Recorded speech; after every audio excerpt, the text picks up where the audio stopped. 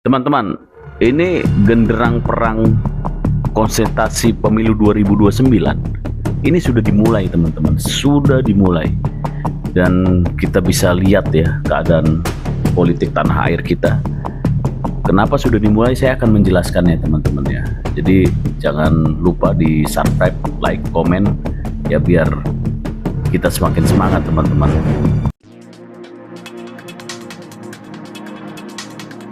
Assalamualaikum warahmatullahi wabarakatuh. Kembali lagi ke channel Rusen 98. Ya, jadi ini genderang perang untuk pemilu 2029 makin clear, teman-teman. Ini sudah terlihat jelas kalau memang kita bisa sama-sama menganalisanya, teman-teman. Ya, situasi nasional, situasi politik atau peta politik saat ini ya, teman-teman, itu sudah bisa dikatakan polarisasinya ya itu udah fix, teman-teman.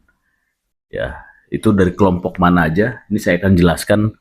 Pertama, kenapa itu sudah fix ya, kenapa polarisasi politik yang terjadi saat ini sudah semakin mengkerucut, teman-teman. Ini saya jelaskan ya. Jadi ini ketika Pak Prabowo ya melakukan reshuffle kabinet dan memasukkan Dudung Abdurrahman ya dan Jumhur Hidayat, ya kita bisa lihat efeknya seperti apa ya.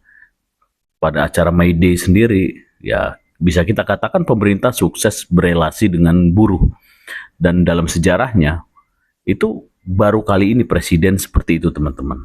Nah, itu ya bagian dari efek kepiawaian Pak Prabowo merekrut Jumhur Hidayat ya, dimana Jumhur Hidayat ini juga memiliki basis massa ya di buruh ya, karena memang selama ini memang dia bermain di organisasi buruh.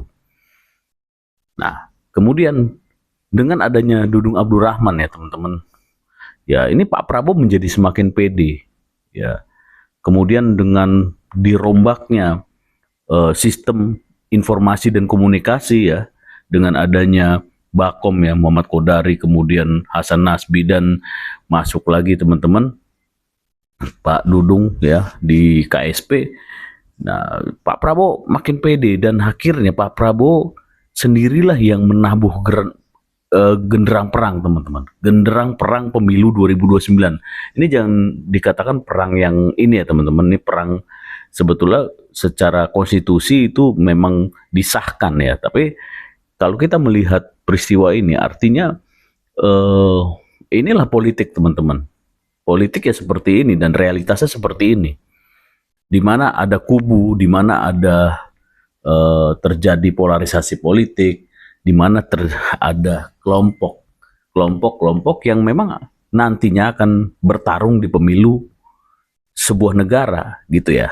Nah, ini udah clear, teman-teman. Saya kembali lagi ketika Pak Prabowo melakukan reshuffle kabinet, kemudian Pak Prabowo dengan PD-nya dia mengatakan dalam pidatonya di ketika groundbreaking ya di program hilirisasi nasional ya yang dia buka, teman-teman, itu dia mengatakan bagi yang tidak suka Indonesia, yang merasa ingin kabur aja ke Yaman ya. Itu yang pertama. Dan kedua, Pak Prabowo mengatakan dia mendapatkan informasi adanya pengusaha yang menggunakan ya uang negara atau mengambil uang negara 30 triliun, dan itu harus akan dia kejar itu. Dia mengatakan itu, teman-teman. Nah, kita sama-sama tahu ketika Pak Prabowo mengatakan dua hal tersebut, itu artinya ya kita sama-sama open aja lah. Pak Prabowo sudah mendeklar bahwa lawan-lawan politiknya Pak Prabowo ya, masyarakat atau kelompok yang berseberangan yang dengan dia, yang dikonotasikan selama ini di media sosial maupun apapun tentang Yaman, itu menjelaskan bahwa Pak Prabowo sudah terang menderang lah ya. Jadi nggak mungkin lah secara logika seorang presiden mau mengatakan tentang hal tersebut. Nggak mungkin itu, dia kepleset lidahnya itu juga nggak mungkin. Itu merupakan cerminan Pak Prabowo sudah ikhlas ya, sudah pasrah lah, sudah rela bahwa kelompok-kelompok tersebut memang ya udah, kalau memang mau jadi lawan sekalian, mau masuk dari bagian pemerintahan, ya silakan. Tetapi dengan mengatakan nyaman, ya kita sama-sama tahu teman-teman efeknya seperti apa. Dan kita lihat ya sekarang saat ini kelompok-kelompok yang tersinggung dengan perkataan Pak Prabowo muncul. Bahkan Habib Rizik pun muncul sekarang di media sosial teman-teman. Dan akun-akun, channel-channel yang selama ini tidur teman-teman bangkit kembali. Kalian bisa cek, teman-teman bisa cek ya akun-akun kelompok-kelompok kekuatan yang mengatasnamakan Islam itu sekarang muncul kembali di media sosial manapun. Nah ini yang saya katakan mulai adanya genderang perang. Tetapi ini ya teman-teman yang konstitusi ya teman-teman, pemilu bukan perang yang buruk gitu ya.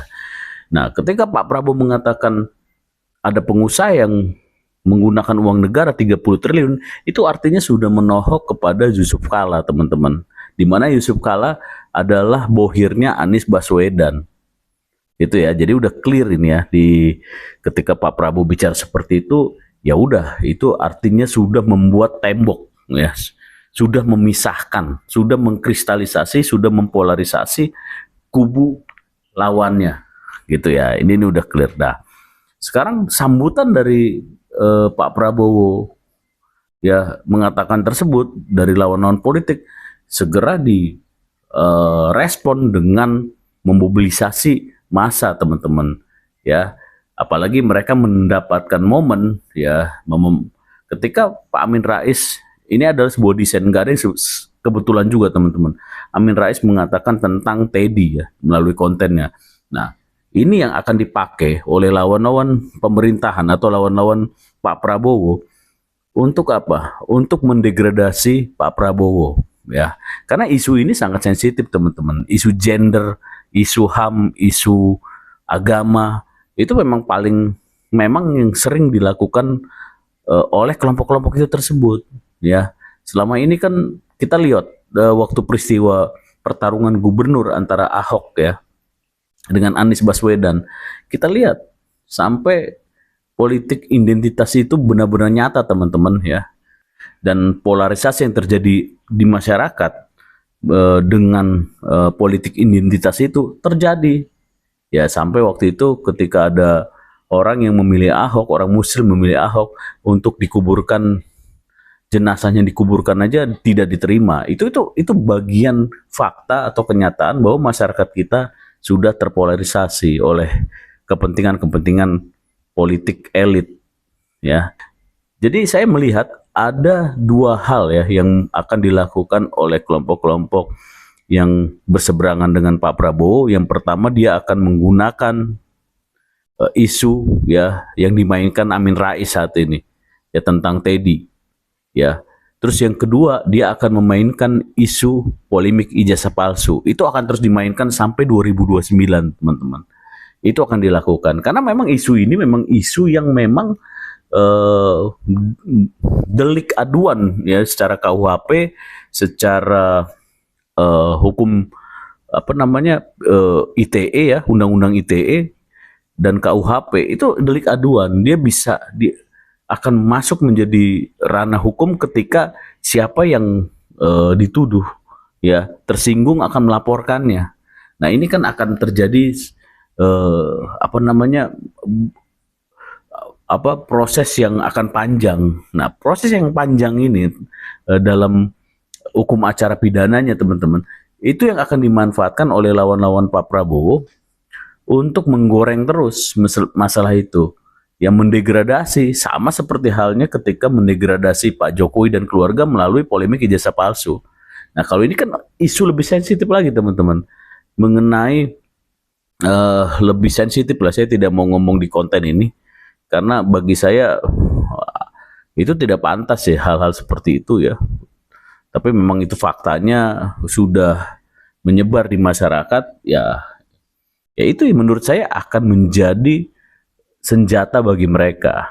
Nah, ini sangat penting teman-teman. Jadi kita sama-sama mengetahui, dan untuk teman-teman silent majority, kelompok yang mencintai Pak Jokowi, Mas Gibran, ya sampai saat ini kita belum ada kisi-kisi ya teman-teman, instruksi dari Pak Jokowi harus melakukan seperti apa.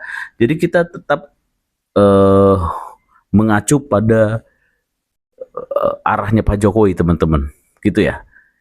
Untuk saat ini mungkin kita akan nanti diskusi lagi perkembangan update politiknya seperti apa. Oke, Assalamualaikum warahmatullahi wabarakatuh.